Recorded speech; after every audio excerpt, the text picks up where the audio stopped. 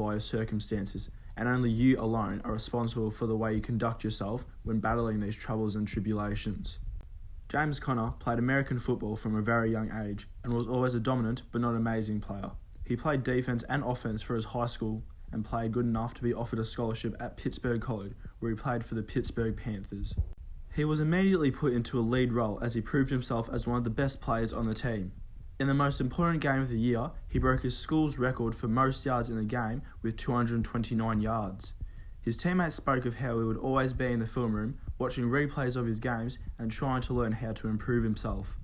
He had an amazing season, being named the ACC Player of the Year, meaning he was voted the best player in his conference.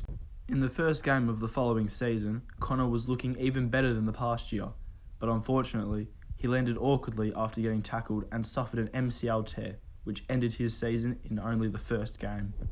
This injury had now shifted his focus from being ready for the NFL to just being able to play with his college team. Whilst Conner was training to get back to full health after his surgery, he would regularly feel compressed pressure in his head. When he would go home from training, he wouldn't be able to sleep, and when he could sleep, he would wake up in a pool of sweat. After a few doctor's consultations and tests, the results came back, and it was a lot worse than was first expected. In December of 2015, at just 20 years old, James Conner was diagnosed with a type of cancer called Hodgkin's lymphoma after a 15-centimetre mass was found in his chest. For the first time in his life, his dream of playing in the NFL looked like it could have been taken from him in that moment. But Conner wasn't going to give up, so him and his family made the decision to pursue an aggressive 12 treatment plan over the next few months in an attempt to get him completely cancer-free. Up against the growing weakness and fatigue, he would do everything in his power to fight back against it. But he was never alone in his battle. He always had the support of celebrities and cancer survivors from around the country.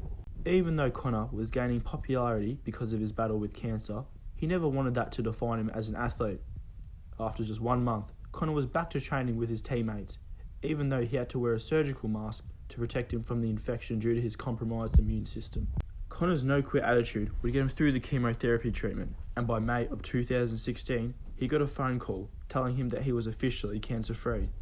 He had not only overcame an MCL tear, which is a terrible injury, but he also beat cancer.